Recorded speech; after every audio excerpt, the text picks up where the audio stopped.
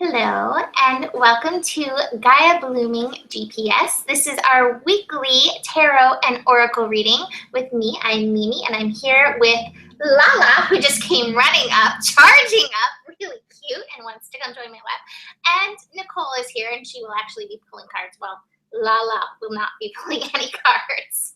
It was really cute. That would be really awesome if she did, though.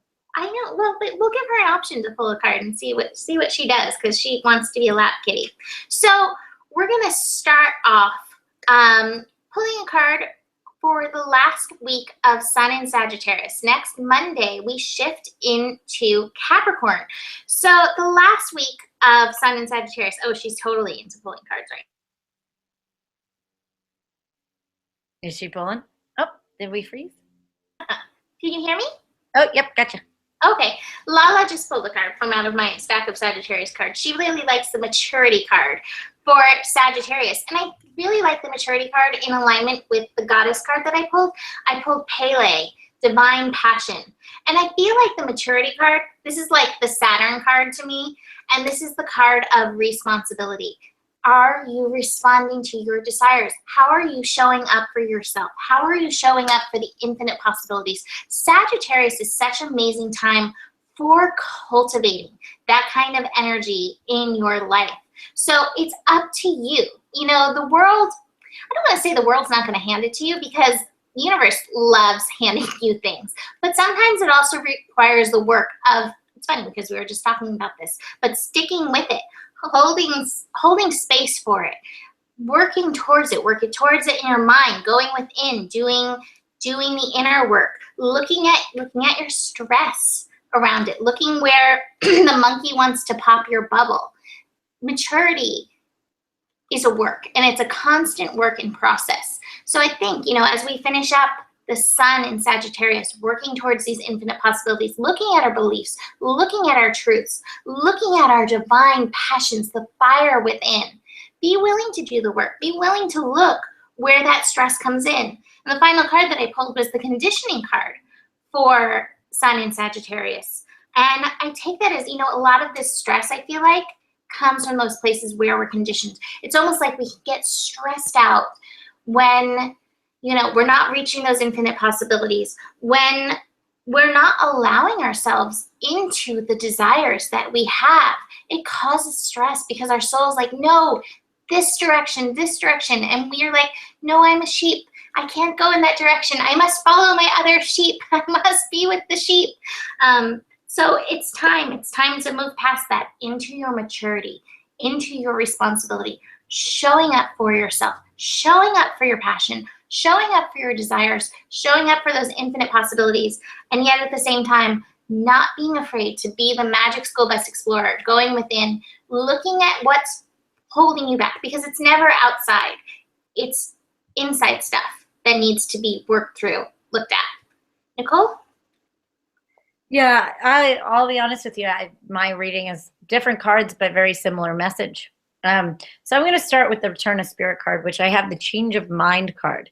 This card could be, yeah, you can change your mind, but what I see is more that you're getting a different perspective of things. And the first three cards that I chose were in reverse, meaning that there's energy there, but maybe we're keeping ourselves from this particular energy. And the cards are the Exhaustion in reverse, the Master in reverse, and the Flowering card in reverse. And underneath it all, I got the Transformation card. So this is what I'm getting. There is master energy that you have inside of you, but you'll almost feel exhausted. You almost feel exhausted. But if you quit on yourself now, nothing will blossom. Nothing will bloom. I want to go a little bit to what Mimi says. Keep going. Don't be scared of the hard work. I also, when I first got these cards, it came into a story that I'm going through at the moment. So I've done a lot of this spiritual work for a very long time. And I've put in a lot of money. I've traveled all over the world. And I've worked with some of the best teachers on the planet. but I don't have a piece of paper, a diploma that tells me that I have a degree in this. And so sometimes I don't trust my own master's degree that I have in spirituality, that I have in my process, and all the work that I've put myself through and everything that I've done in my life, because I don't have someone validating my mastery. So if you're going through that and you're questioning your own mastery, your own power, because somebody hasn't validated that it is good enough, or, oh, you don't have a degree, then I don't want to go to you. Okay, then you're missing out on some really amazing things, because I'll tell you the reason why I quit my degree in psychology, because it was coming from the head. And I knew that you couldn't heal from the head. You can't fix yourself. I knew it was missing something. I knew it was missing the heart and the soul, because true healing happens here, because it comes from self-forgiveness and acceptance.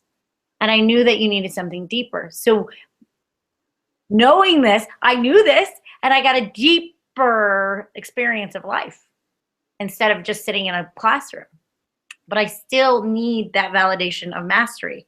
So the change of mind is, do whatever you have. Give yourself your own little diploma and have a celebration of graduation. Have your own celebration of your mastery. Change your perspective of your own inner master. Keep going. And if you are in school, keep going. I know it's hard. It's like you're exhausted. You have like midterms coming up or finals or whatever. You have to transform out of your own exhaustion and keep blossoming. Do you, like a flower's like, oh, I'm almost there. Keep blooming. Yes. Okay. I love it. I hope that felt concise. I felt like I was a little all over the place, but I hope it felt good. That felt good. It's funny. I did college for psychology, one of my many majors that I went through, and was very quick. Like, to me, I was like, there's no spirit in here. There's no spirituality. It's all this head. And I felt the same as you. I was like, this won't accomplish what I feel like I'm here to accomplish. And so I took what I learned and continued on my path. So yeah, I actually did this thing the other day, and it's very quick, but I did this thing the other day as I put down how much money I spent on all of it and how much time, and that I spent 2 years with them. I spent 2 years with them. I spent 2 years with them. I spent 2 years with them. And I was like, I have a master's degree. Totally. The money. Well, I'm writing a book right now. I have my thesis. I'm actually in my PhD right now. There you go. It was amazing. My jaw dropped, because in traditional, it was the same amount of time and the same amount of money than a college degree.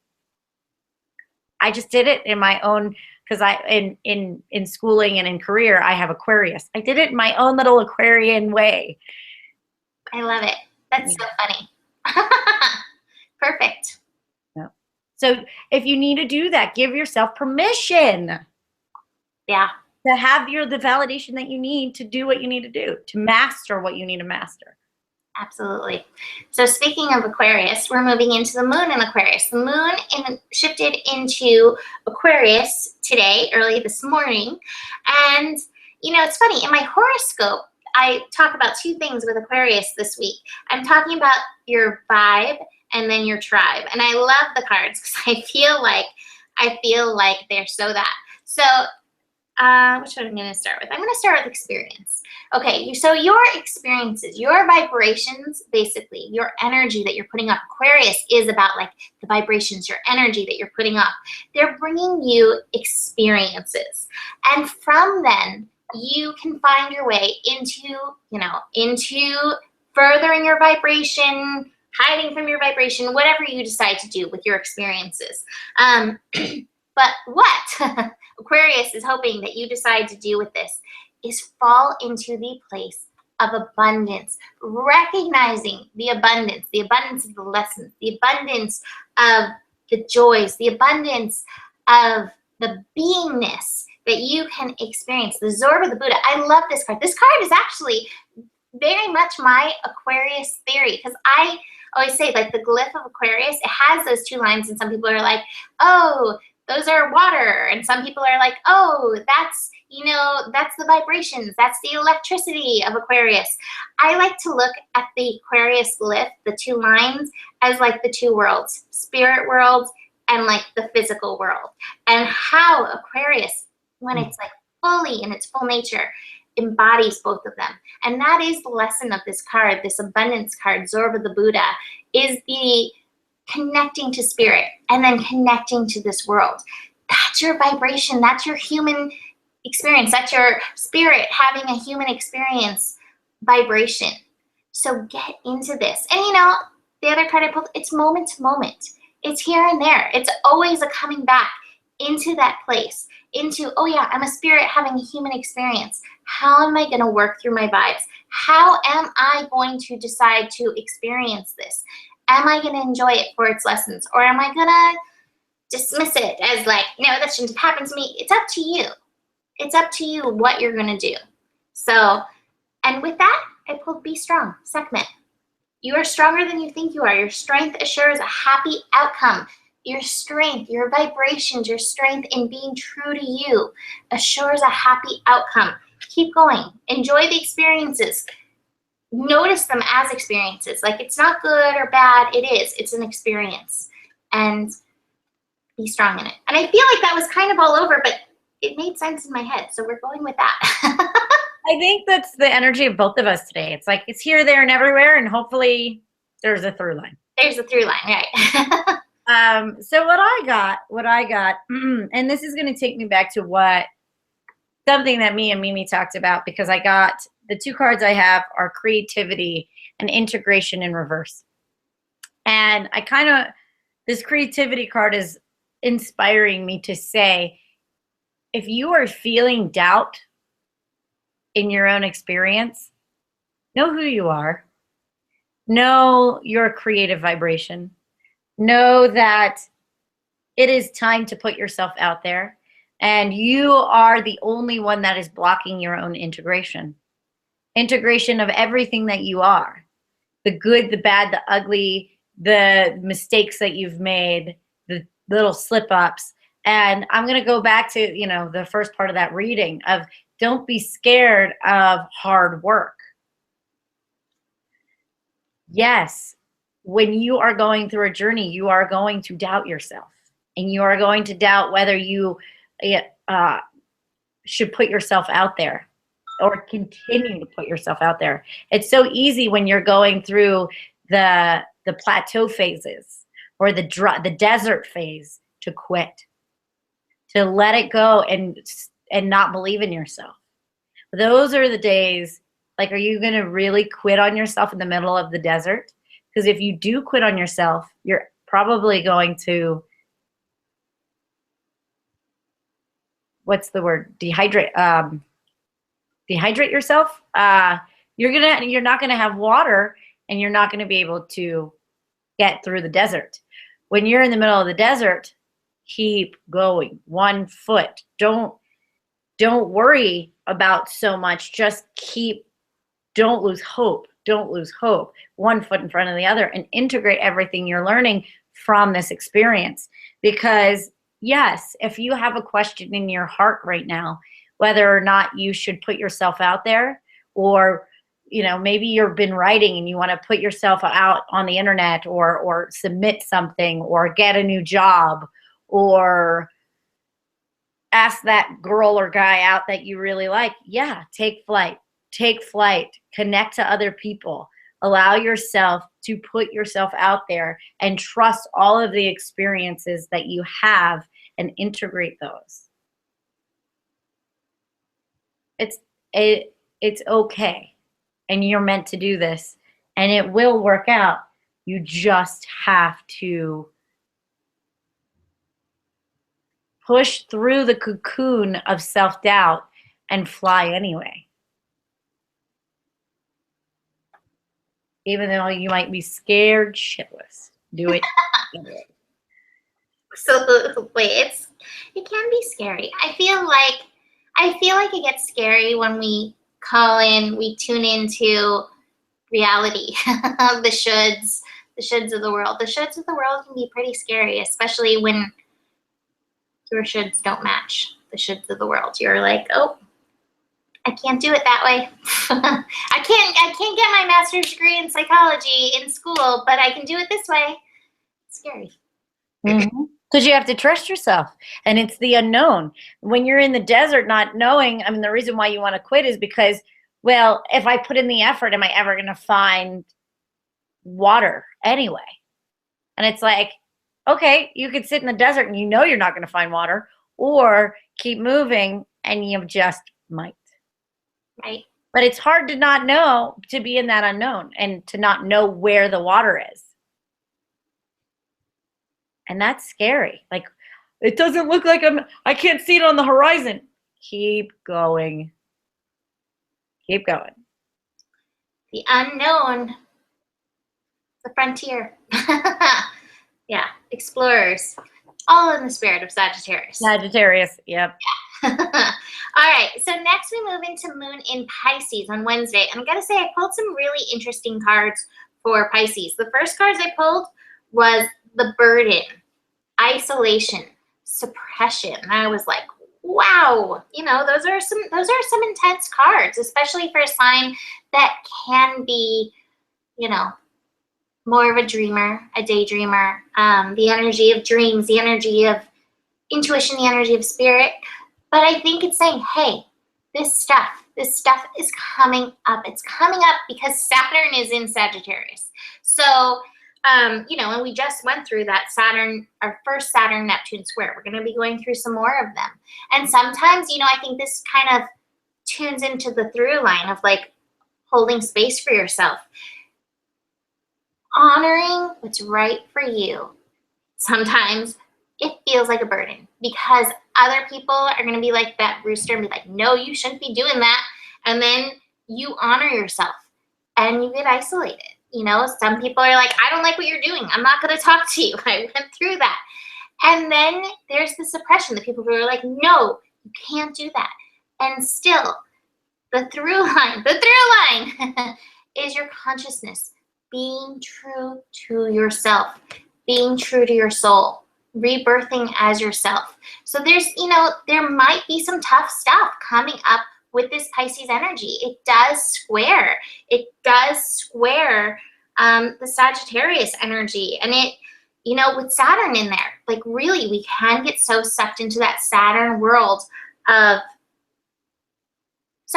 responsibility in the way of like how the world wants you to show up and be responsible, as in get a 9-to-5 job, pay your bills, have a house, have your babies, have your car, go to work, go home, you know, that kind of responsibility, which for many of us feels like that suppression.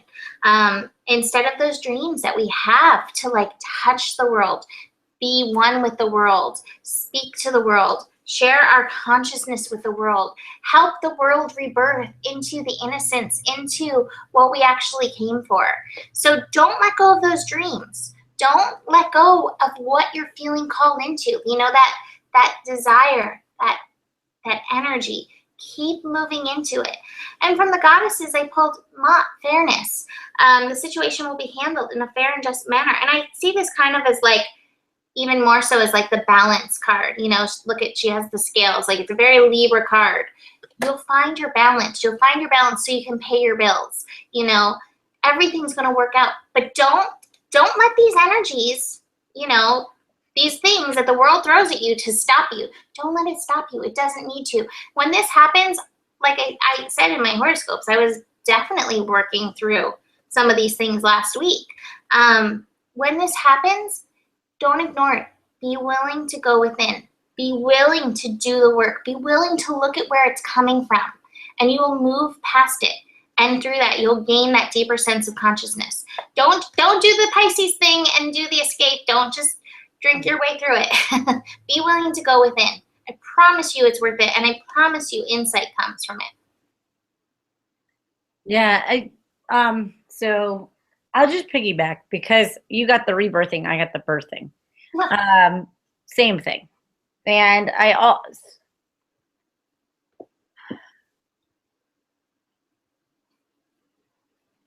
have the main card on this is the aloneness card, that you have to guide your way on, that you have to connect to the light within and allow that to shine your way. Because of course you're going to have those threshold guardians that Mimi was talking about. Of course. And if you aren't going to stand up for them, then you're not worthy of obtaining what you want. Because if a little seedling of doubt is going to derail you, and how are you going to handle the responsibility of what you want? You need to go through those tests and those challenges to show the universe that you are mature enough and responsible enough to handle your dreams.